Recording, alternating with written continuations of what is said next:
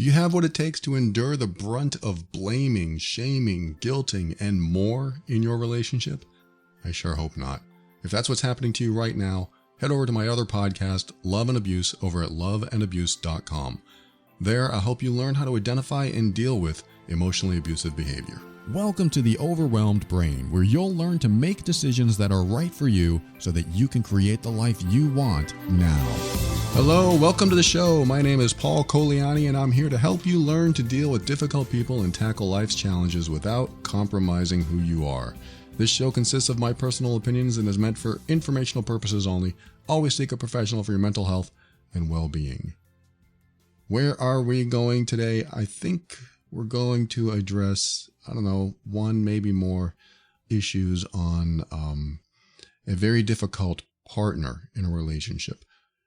One person wrote to me and said that her ex-husband of maybe 2 decades ago abused her physically and sexually for many years, and she said she was lucky to be alive. He basically abused her in every way possible, and I'm so sorry that she had to go through that. But she said that was a long time ago, and I went through many years of therapy, including treatment for PTSD. I feel like a, quote, normal person. I don't freak out anymore at the things that used to freak me out. And I don't have any night terrors to wake my neighbors. To say the least, I've come a long way. I've promised myself that I would never be with a man that put his hands on me in anger. And now I'm with somebody that made a promise to me that he would never touch me in anger, but he broke it last year, and I'm not able to trust him like I did. He doesn't seem to understand the magnitude of what that promise meant to me. Yes, he knows what I went through. We have discussed it in detail many times. There's no blind trust anymore, and there never will be because I have seen what he's capable of. But I agreed to still give the relationship a try. We've been together for over a decade, and it's a long time to be with someone, and financially I really can't afford to live on my own. He hasn't touched me in anger again, and I really don't think he will. What bothers me the most is he acts like he didn't do anything wrong. I laid out my entire belief system, and he does nothing to try and make things right. If we argue, he threatens to throw me out. He makes it sound like I'm the one causing issues when he's having the issue. I see it as classic narcissistic behavior. But the one that gets me, he says, "You made me do it." My God, I hate that. No, your choices made you do it. You made the choice to do it, not me. When we argue, I try to walk away, but he bullies me and follows me through the house and continues on and on.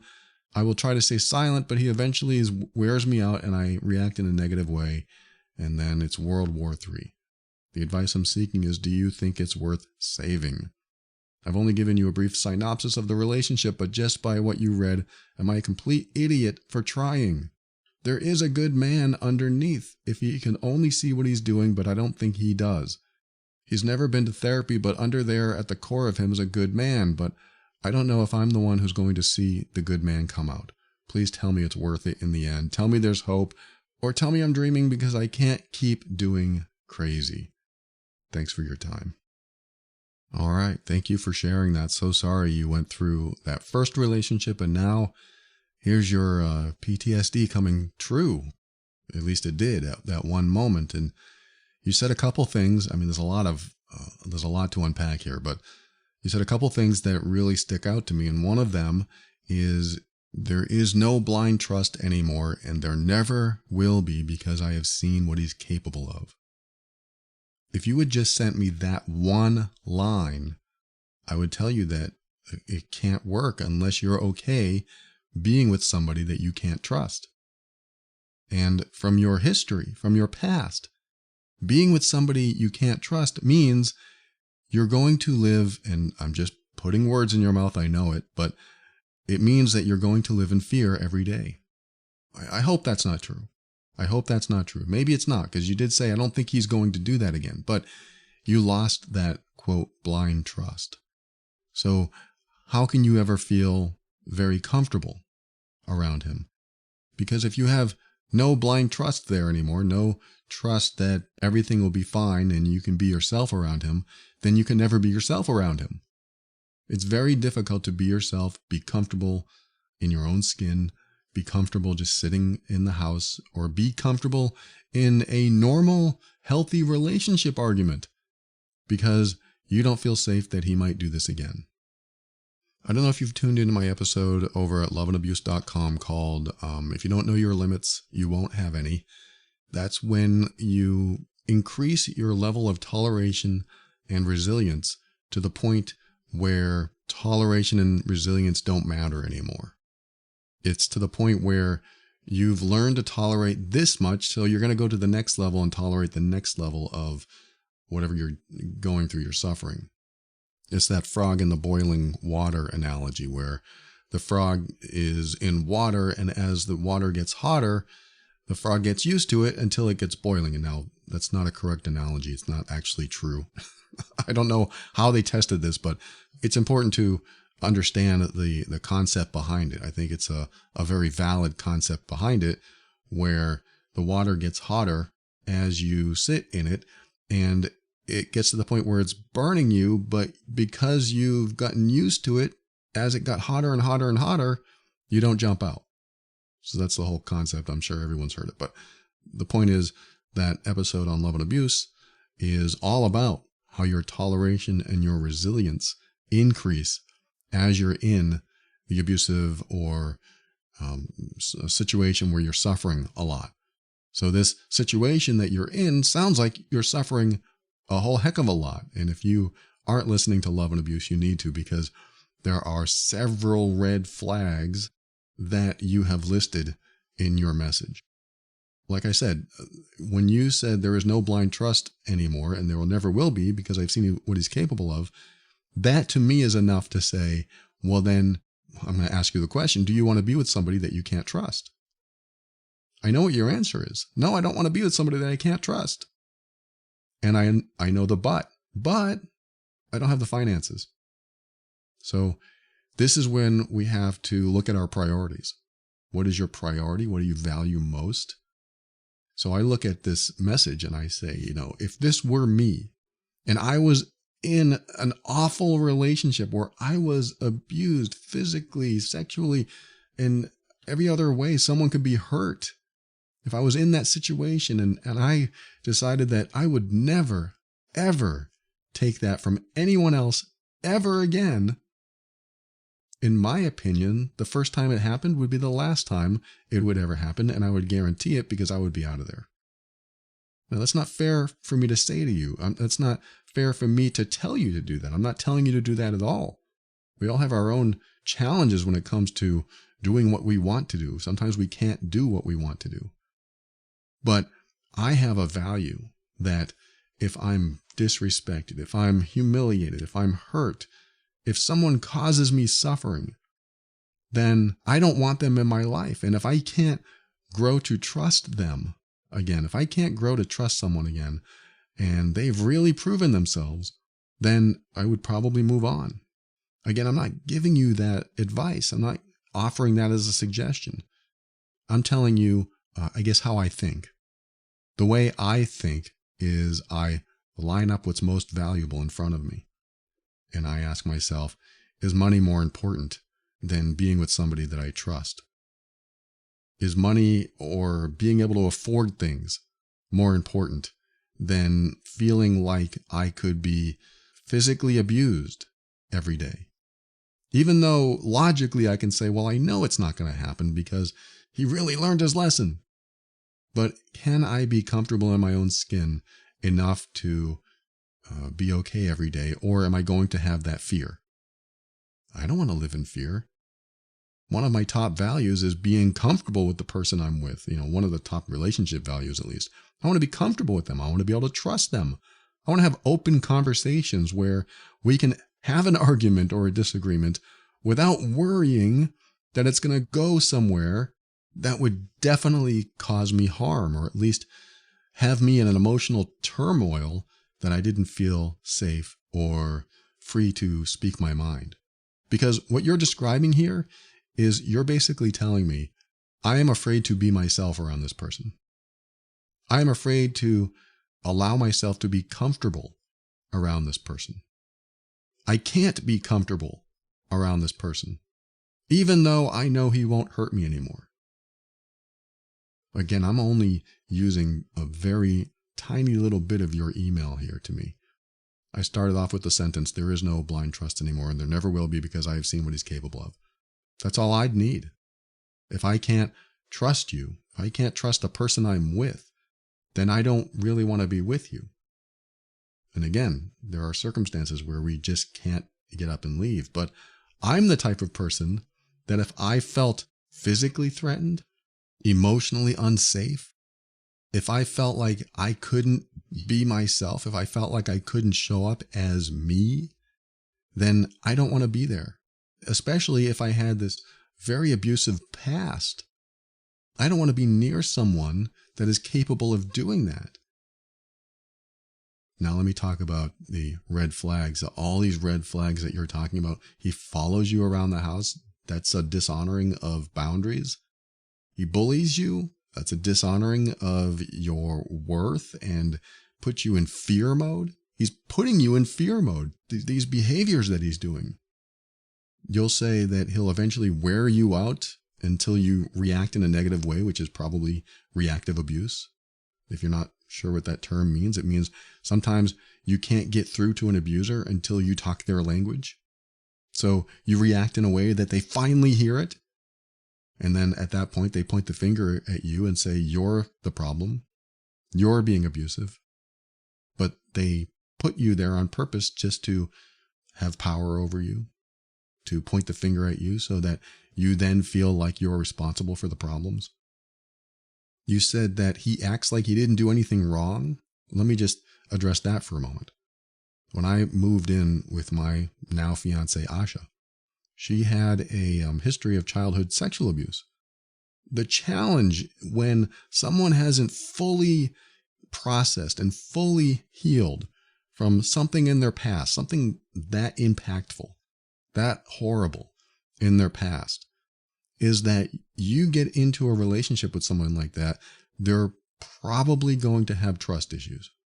And because they have trust issues, you are immediately stepping into a relationship with somebody who doesn't trust you.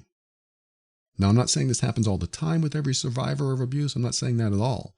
I'm saying in this relationship, this is what happened to me. And in many relationships, this can happen, is that you get into a relationship with somebody who has been through abuse and they haven't fully processed and healed from it. Or even if they have, even if they've fully processed and healed from it, there might still be some little programs in their mind that they need to be aware and they need to be careful around the person that is in their life now. And so when I came into this relationship, that's what I had to face. And that's what she had to face, is that she didn't trust me. And that was very hard for me because I've had issues with people not trusting me and I felt like I was trustworthy. And so it was hard for me to accept that she couldn't trust me, especially now when I feel like I'm just being myself. I'm just being honest. I'm trying to be the best, the most transparent person I can be. And yet I still don't get trust that I feel like I deserve. So it was a very personal thing for me. And at the same time, I had to realize, well, it's not your fault that she has trust issues. You could be, it could be anyone, Jesus walking in, and she might have trust issues with him because he's a guy or whatever, think of somebody that should be fully trusted. And she can't do it because she is still in that mindset. And I'm not putting her down for that. I'm just saying that when we started this relationship, that's what happened. She had trust issues. And it came to a head a few times. I said, I don't know what to say to you because you don't trust me. And it's very hard for me to be in a relationship with you. I mean, these are real hard conversations. It's very hard to be in a relationship with you because you don't trust me. And she said, well, I can't trust you until I know for sure. And I can't trust you because you never know what could happen. And she's right. You don't ever know what could happen. I could turn on a dime and it would validate and justify her reason for not trusting me. I haven't done that. I don't plan on doing that. I believe that where I am today is I feel very comfortable being myself. And I believe she's seen the full version of who I am. We've been together almost 9 years as of this recording. So I believe she has seen just about everything that I could do. But, things happen, new arguments come up, new issues come up. But when we have an argument, which thankfully isn't often, but when we do, there's no fear. It's not like I fear her attacking me or she fears me attacking her. It's not that at all. It's just a disagreement, and we can talk about it later, and we can apologize to each other later, and we get through it because neither of us live in that fear. And it did take a while for her to start trusting me, probably almost 2 years, actually. It didn't mean she didn't trust me. It just meant that she still had her reservations about me. She had her reservations about trusting me and trusting men in general because of the challenge she had, because of whatever she was dealing with, PTSD and an old trauma that hadn't healed yet. But I will tell you what, it takes a very special person to get into a relationship with somebody that has had a traumatic past. That doesn't mean, hey, I'm a special person. It just meant I had to learn a lot. I had to learn, and I had to be resilient myself. I had to be patient myself. I had to learn that this kind of relationship isn't something that is easy to do at first. That was my lesson. It was not easy to get into a relationship with somebody who has any type of PTSD regarding relationships. Her relationships, she thought, or at least as a child, she thought they were safe until somebody violated that trust. Somebody she felt safe around violated her feeling of safety. So she no longer trusted from that point on, or from some point on, she stopped trusting, or at least fully trusting. And it affected her life in a lot of ways. It changed her path. She ended up getting into relationships with not so healthy people. She got married to a very not so healthy person. And when she finally survived that and got out of that, she spent a long time not dating anyone, not being with anyone, because she had to figure herself out. She had to process a lot of stuff. She dated here and there, and she got into other relationships, but nothing ever stuck. And there was a point where she just finally said, that's it. I'm not going to date anymore. Everyone I date is either crazy or a liar, or we're just not compatible, or they're not ready. There was always something. So she decided to just stop and just be with herself. And she decided to make a list. And this list consisted of the perfect partner, or ideal partner.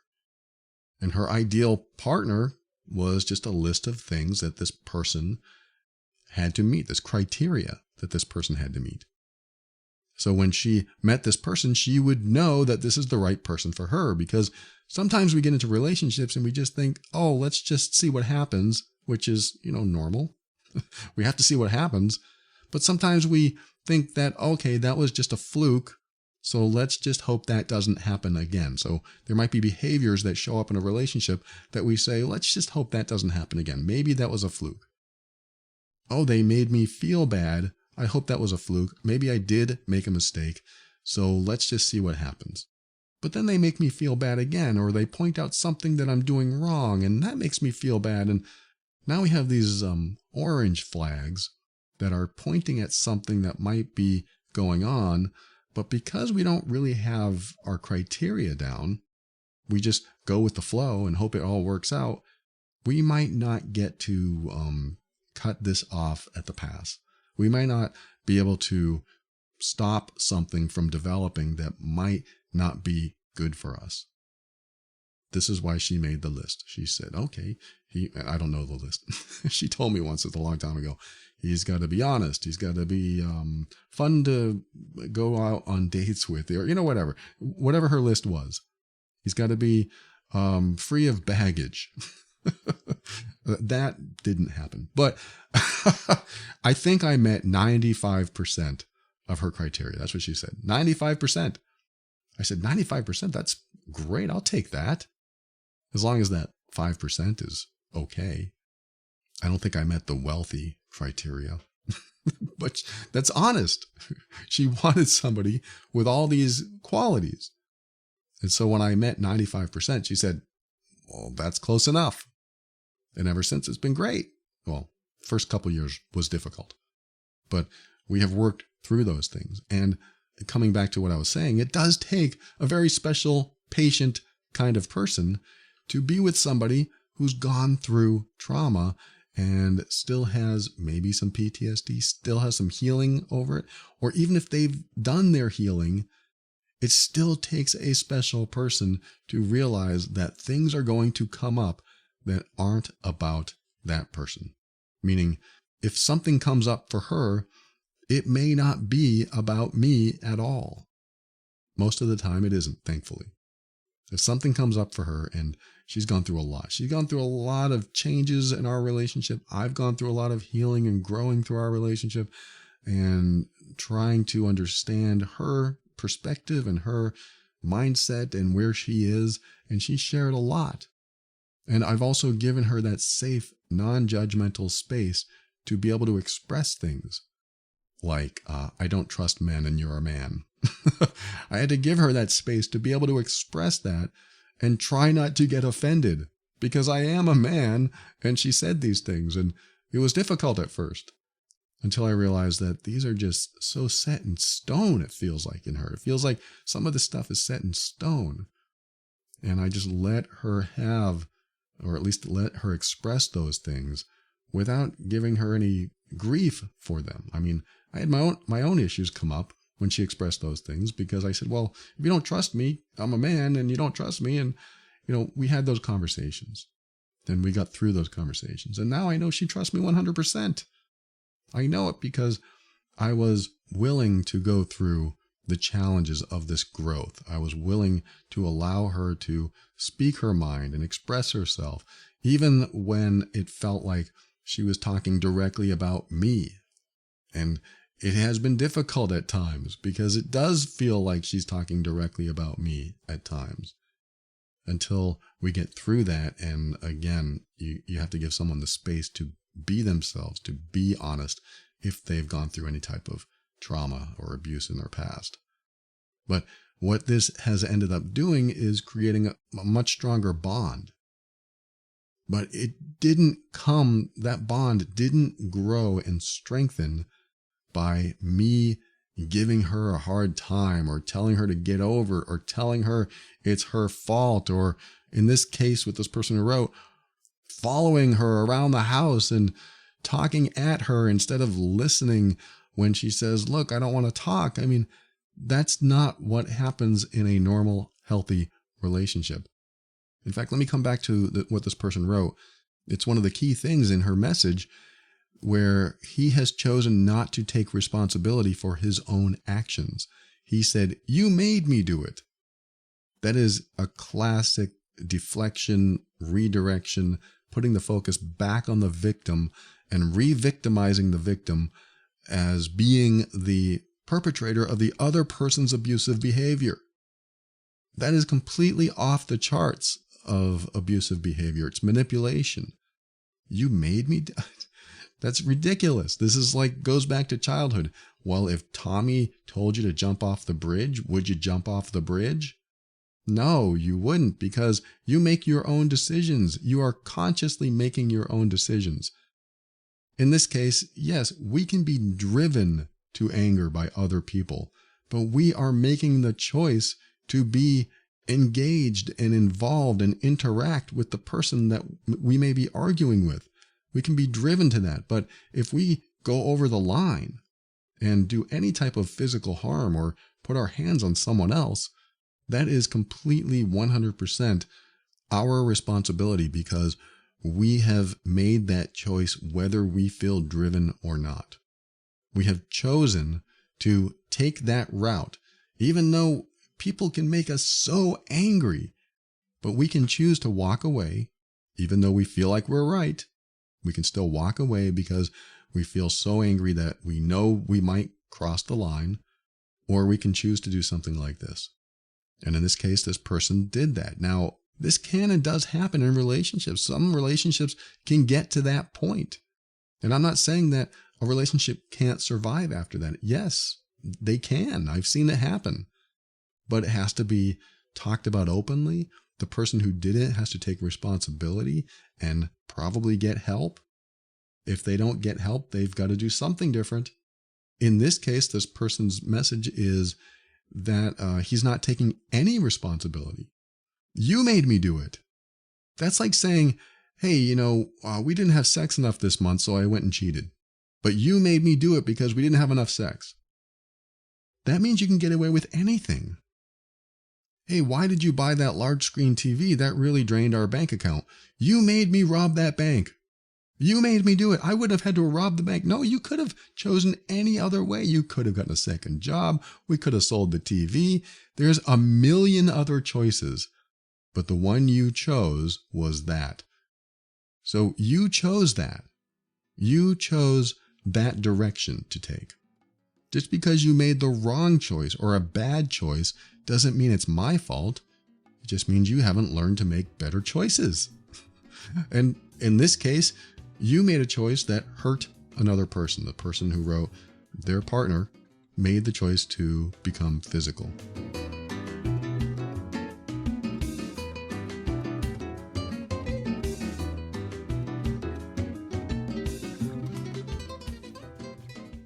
Well, I woke up late this morning, and it's not because I went to bed late, although I did.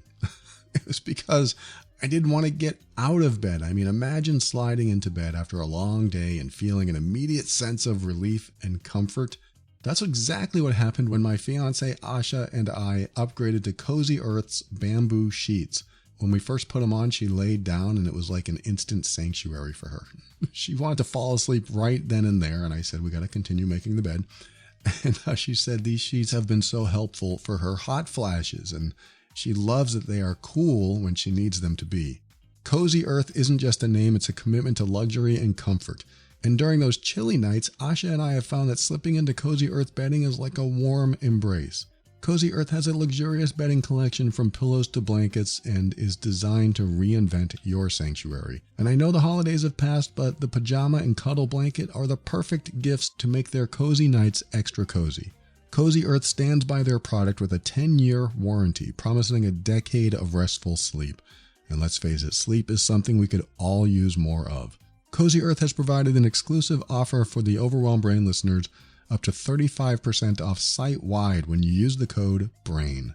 Transform your sleep experience and wrap yourself in the comfort you deserve. That's 35% off with the code BRAIN at CozyEarth.com. Go to CozyEarth.com, use the promo code BRAIN, and get 35% off site-wide.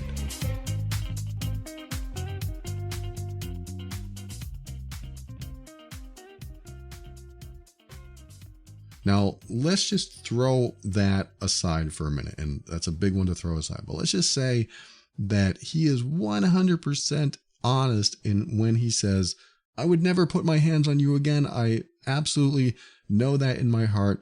I realize how much damage I did. I realize that it was just the worst possible thing I could ever do. And I have learned, and let's just say he also said, I take full responsibility for it. And it was wrong.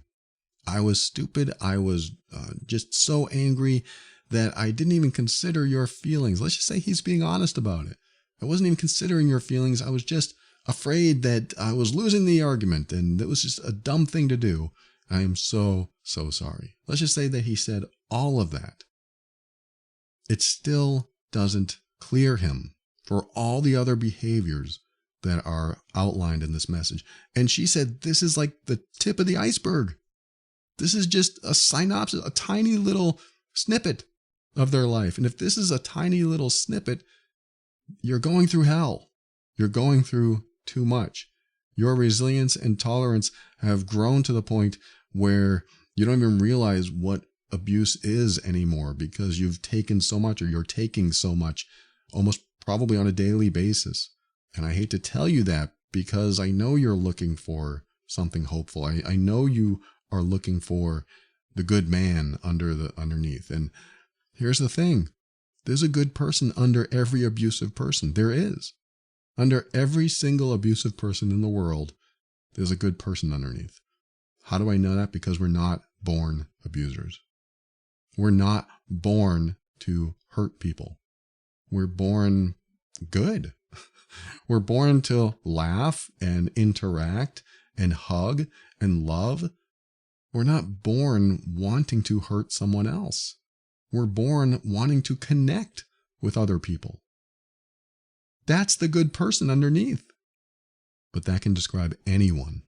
That can describe the serial killer. That doesn't even sound right? There can't be a good person underneath that. Now, that good person may be so buried under fear and anger or an unhealthy ego, whatever their upbringing brought them, or whatever their condition, whatever condition they were born with, put them into the world as a different person than they were born. And it's said that the conditions like narcissistic personality disorder, antisocial personality disorder, and other conditions are what people are born with. And I know there are genetic factors and environmental factors, how their upbringing went, and there's a predisposition involved in it. I think the most recent research is that they're not really born with it, but for the most part, they can develop a condition like this over time. So the science says that there's nothing you can do about it. And sure, that could be true. I'm not an expert in that area. That could be true. I do believe that when you nurture the aspects of someone that are good, that they can still turn out to be good people. They may not have as much emotional connection or empathy, but they could still function in the world. They could still be a person that you can connect with in some way. But let's just say that some people are born like that.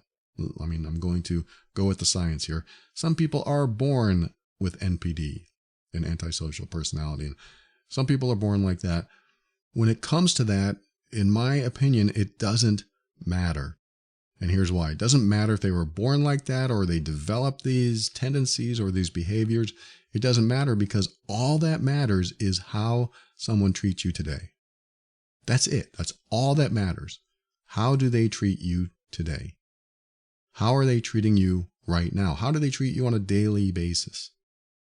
Because if you can say, well, they treat me great every day, or at least we get along great every day. We get along nicely. You don't even have to go that deep. You could just say, yeah, we get along. But let's just say that you get along nicely every day. That's how they treat you. That's who they are right now. That's how they're showing up. And occasionally they lose their temper. Okay. Is that okay with you if they occasionally lose their temper? Well, let's just say that you say, no, I don't want them to ever lose their temper. Well, you might be asking for a lot. Not everyone is capable of not having a temper. It would be nice if everyone could temper their temper and could find other coping mechanisms. But some people, yeah, they have a temper. But is it harmful? Or are they just letting off steam, that pressure that builds up when we are driven to that point, that feeling that we have, that we just can't feel like we can't defend ourselves or protect ourselves, so we have to lash out. How are we lashing out? Are we walking away and just letting off steam? Or are we going in the opposite direction? Are we going to lash out at another person? In this case, this is what happened. The person she's with lashed out at her, and it caused a big challenge for her. And of course, let me just say this. There's no excuse for physical aggression. If you have to become physically aggressive with somebody that you're supposed to have a loving, trusting, supportive relationship with, then it's gone too far. And that's why she's writing this. That's why she wants to know what the chances are of this working out. And I think I'm going to answer her question, which I already have in some ways, which is, if you look at all the behaviors he does now, regardless of the fact that he put his hands on you, if you look at all the other behaviors in the relationship, is this what you want in a relationship? Do you want him doing all these things that he's doing and wearing you out so you become reactive? And then do you want him following you around the house and not respecting your boundaries? Do you want all of that? Do you want somebody who doesn't take responsibility? Do you want somebody like that who shifts the blame, makes you feel responsible for their bad decisions? Do you want somebody that does all of that? Or even better, a better question is, can you be okay with somebody who is like that for the rest of the time you're together? Can you be okay with all these other behaviors? Because it sounds like what you're asking me is, he put his hands on me once and I can't trust him. However, I want to know if this relationship will survive. And so that's the main gist of your email here. But all these other behaviors don't seem to be, or at least seem to me, to be as important as the physical part. And this tells me that your resilience and tolerance have grown to the point where finally there was a physical act, maybe to shake your world enough to say, no, there's a lot wrong with this relationship. There's a lot more going on than you just worrying about a physically abusive act that pushes you over the edge, because you haven't been pushed over the edge yet. So what would it take to push you over the edge if it's not that? Because the buildup has happened. The buildup has continued to happen in front of your eyes. And it finally got to this point where the message was loud and clear what your decision needs to be. I know you're looking for some sort of way that this could work because you're worried that you don't have enough finances to survive on your own and do your own thing. I totally get that. You may feel stuck. And I know that feeling when you feel stuck and you feel like you can't do anything but continue to stay in a situation that makes you unhappy, or worse, causes you to suffer. And I hate to see that. I hate to see that with anyone. And where I go when it comes to decisions like this is to, once again, put those values out in front of me and ask myself, what's more important here? What is the most important? Because I hear your story, or I read your story, and to me, the most important value for you is to feel safe. I could be wrong. There could be a value above that. And I know that it doesn't feel very safe to leave a home with having no finances or very little finances. That's also an unsafe feeling. So you have some harder decisions to make there. And what I want you to do when you make this decision, whatever decision you make, is to throw out all these what-if scenarios. What if I had no choice but to move? What if he became so awful that I couldn't take it anymore and I had to move? What would I do then? So come up with the what ifs. What if I stayed? What if I had to stay no matter what? And things never changed or got worse. Now, you might be thinking, what if I stayed and it got better? If you haven't heard me talk about how the trend works, you have to remember that what happened yesterday and the week before and the month before is the same thing that's going to happen tomorrow and the week after and the month after. And you have to make decisions based on what you've seen already and what you're experiencing today. Remember the trend, because that's what also helps you make the big decisions. And when you put yourself against the wall and you have no choice, you typically come up with a solution. It may not be a pleasant solution, but you do typically come up with a solution. I've done this many times in my life. What if I had no choice but to quit my job? What would I do then? Well, if I had no choice, then, I would come up with something. I would have to get another job. What if I couldn't get another job? Oh, it's another what if. That's tough to deal with. But really think these things through. We don't typically think these things through because we really don't want them to happen. So we don't want to put any energy toward them. But it's important to have this plan, this pre-planning visualization, or imagining what might happen if you did this or if nothing changed. And the question, what if nothing changes? Or what if I did move out? What would I do then? So after what if such and such happens, or what if I have no choice, you follow it up with, what would I do then? And that's going to give you a possible solution or a possible direction. Maybe it's temporary, maybe it's permanent, doesn't matter. You just put yourself through those paces. It's sort of like I have to face a question every now and then in my own life. I'll ask almost the worst case scenario.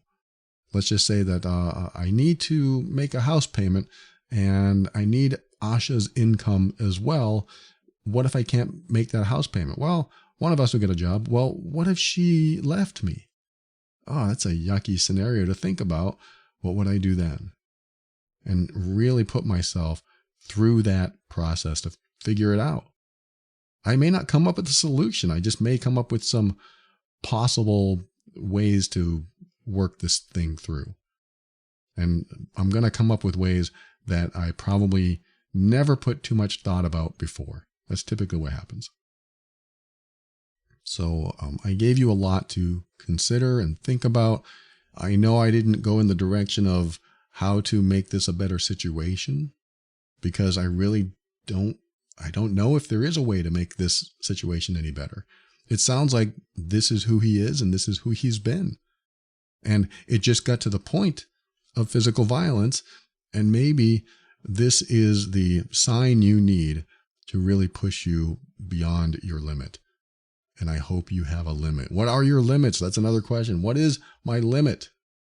Listen to that episode of Love and Abuse that I told you about earlier to help you decide what that's about, what it is for you. And before I go, I'm going to give you one last what if question. And that is, what if you wake up tomorrow, he left you a note and said, I'm sorry for everything I did. I've left. I've moved on. I wish you well. I wish you the best life. And he took some of his stuff and he left, and you never saw him again. How does that feel inside you? The answer to that question says a lot. And it could be a mixture of emotions. It could be one-sided, like, I miss him so much, I don't want that to happen. Or it could be, wow, I feel liberated. I feel relieved. I feel at peace. Either way, try it on. Try that on, because that can also help you make your decision. Some decisions are very hard to make. I understand that. So I wish you much strength and healing through all of this. And thank you so much for sharing it with me. I appreciate you. And thanks for listening to another episode of The Overwhelmed Brain. I want to thank the patrons of the week. They are Mary, Dilek, Kenneth, Victoria, Maria, Chris. I appreciate all of you. Thank you for your financial support of the show. They value the show and decided that they wanted to give back. And I'm very grateful for that and surprised. If you value the show and you want to give back, if you're in that position, head over to moretob.com and there are options to do that over there. Thank you again, patrons. I'm very grateful. And for a show on how to navigate the difficult relationship, listen to my other podcast called Love and Abuse over at loveandabuse.com. And if you are the difficult one in the relationship, you can join the program that is helping a lot of people heal over at healedbeing.com. That is where I help emotionally abusive people change and improve themselves and their relationships. And finally, thanks to Kevin McLeod of Incompetech.com for some of the music transitions in The Overwhelmed Brain.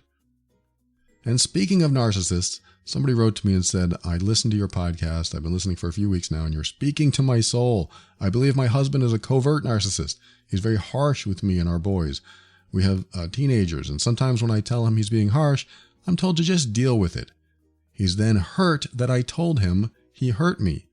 And then I will get the silent treatment for weeks at a time. And then when he decides to finally talk to me, I almost always get a long, tearful monologue of how his dad was mean and abusive to his mom and how he wasn't a good example of a husband growing up, or his dad wasn't a good example of a husband. And since he doesn't hit me, I should count myself lucky. After so many years of marriage, should I still be accepting that excuse? I have no idea how to respond to him when he goes on with that speech. He tells me often that if he's so abusive, I can call the cops. I just want to be able to share my hurts with him without being made to feel guilty about his childhood. Thank you for sharing that. And I hear you. I so hear you. Silent treatment for weeks at a time. Let me, again, a lot to unpack here, but let me just say this. The silent treatment is usually done to achieve an objective. Now, he may not be doing this consciously, but he's doing it, and there's a reason he's doing it. And the reason is usually because it's causing you to do something that he needs or he wants. And what that could be is when he's in silent treatment, I wonder, do you give him attention? The reason I ask that is because I used to be a professional silent treatment doer. Unfortunately, that was my MO. When I was hurt about something or I wanted to get my way, and I only know this now because back then I just didn't know how to handle it, but now I know why I was doing the silent treatment when I didn't get my way is because I wanted the other person, the person I was claiming to love, claiming to be a good partner with, I wanted her to feel bad for not doing what I wanted. So I would want my wife or my partner in my life to do something differently or change. And if they didn't, and I couldn't convince them to, I would go silent. And what that did was withdraw love and attention and affection.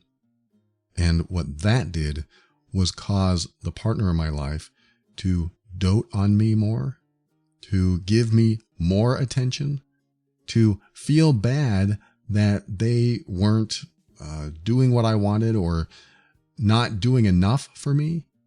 So I would actually achieve what is called secondary gain. I'm telling you this. I'm being very transparent about this. It's not something I'm proud of. I'm actually embarrassed to tell you this, but I believe it's important to let you know that I have done this. I was very good at it and it worked, but my relationships never lasted. So this is one of a few emotionally abusive behaviors that I did back then, is that I would go silent. And it wasn't a silence to process things. It wasn't like, oh, I need to consider what's going on here. I need to figure out why I'm feeling this way, or figure out how to communicate this to you in a better way. It wasn't like that at all. It was an intentional, oh, you're not going to do this for me, or you're trying to make me feel bad, so this is what I'm going to do to you. I'm going to withdraw love, attention, and affection. And when I do that, you're going to give me lots of attention and feel sorry for me so that I come back to you. Again, this is not the proudest moment of my life, but I did this a lot in my previous relationships. So the result was I was doted on. I was given attention.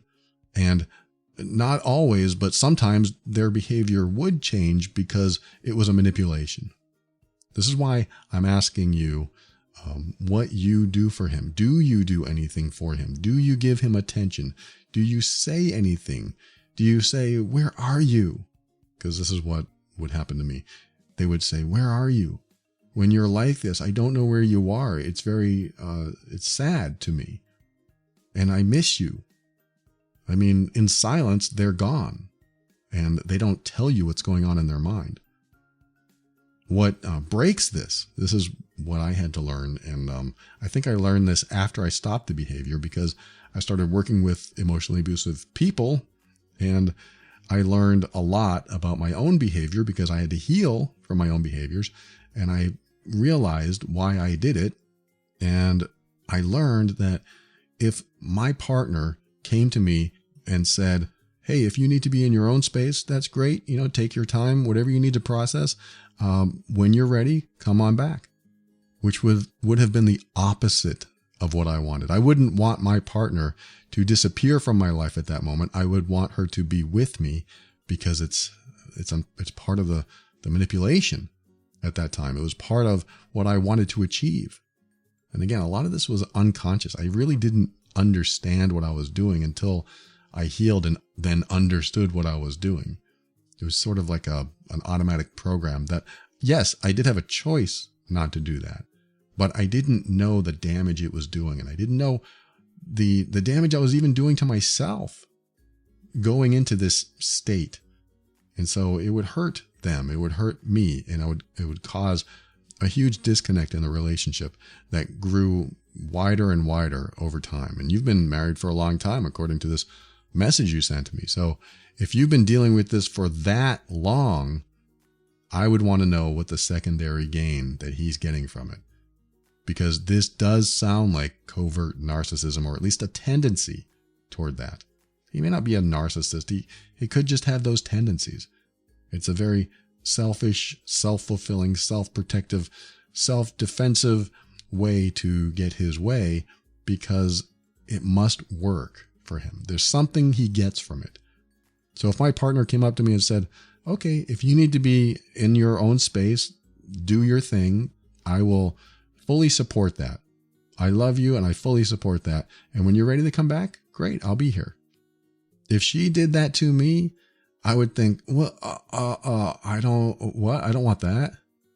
I don't want that. And then I might come up with a sob story.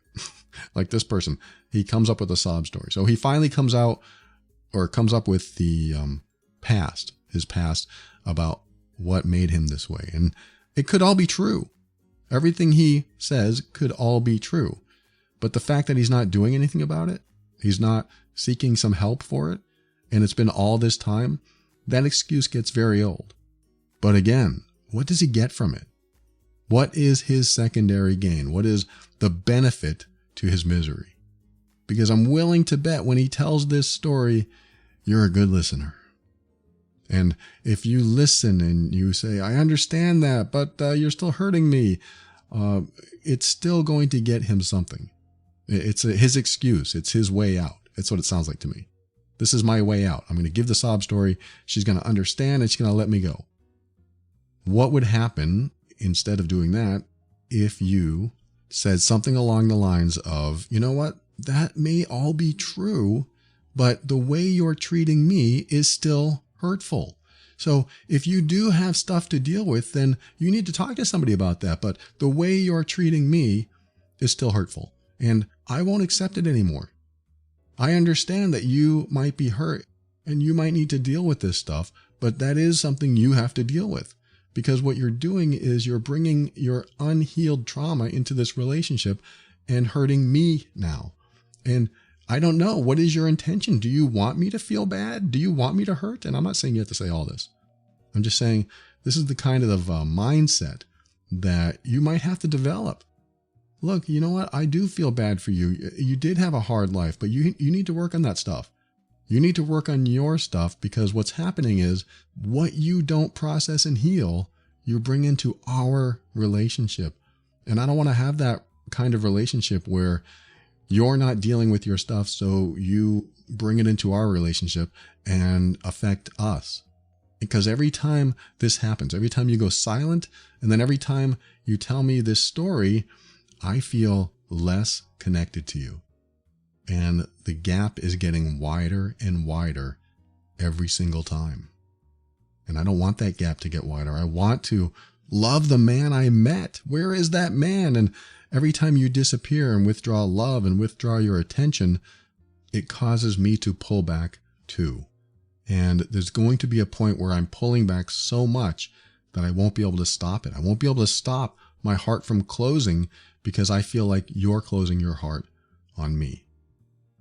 So again, you don't have to say this stuff, but this is the mindset. This is the kind of thinking, at least that I have, when somebody's in this situation. This is the kind of thinking I have, is that you have to wean them off the addiction of the dysfunction. The dysfunction might be the silent treatment where they get this secondary gain, some benefit.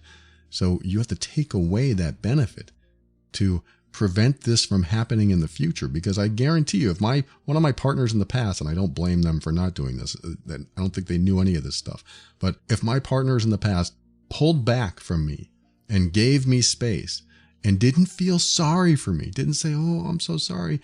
They just gave me space and said, hey, it sounds like you need some space, so go ahead and process. And when you're ready to come back, I'd love to connect with you again. But what they did was made it very matter of fact. Hey, you need your space? Great. I'll give you that space. I'm going to be doing my own thing. And when you're ready to come back, I know you go through your stuff. So I'm going to be over here. And when you're ready to come back, let me know and we can reconnect. When you take away the secondary gain, it weans them off the dysfunction. And by doing that, it may create another dysfunction. And we may have to deal with that when it comes. But it shows that, how can I say this? It shows that you're not going to play the game anymore. The game is set up for them to win. It's in their favor. So he might be, and I don't think he thinks it's a game. I'm sure it's real. I'm not downplaying his suffering at all. but he's been using this as maybe an excuse not to deal with it, or he doesn't want to feel the pain, so he pushes the pain onto you, or he doesn't want to suffer or deal with his past, and it comes out in other ways. And that's what happens. When we don't deal with our past, it always comes out in other ways. And unfortunately, when there are people in our lives, that's where that pain goes. It goes toward them. And in emotionally abusive situations, I see this all the time. I don't want to deal with what's really troubling me inside, so I'm going to push what I don't want to deal with onto you. And that comes out in different types of dysfunctional ways. So I wanted to read this message because it was very similar in a way that you have a partner, just like this other person in the last segment had a partner that is doing behaviors that make us think, why the heck am I in this situation? Why the heck am I in this relationship? If this person can't even treat me like an equal, why can't this person treat me as an equal? Why can't we work on things together? Why don't they support my happiness just like I support theirs? I hope something in what I said today helps. Thank you so much for sharing this, and I wish you much strength through this. And remember, always keep an open mind, because that's how you make the best decisions. Be firm in your decisions and actions so that you can create the life you want. Always take steps to grow and evolve. You are powerful beyond measure. And above all, and this is something I absolutely know to be true about you, you are amazing.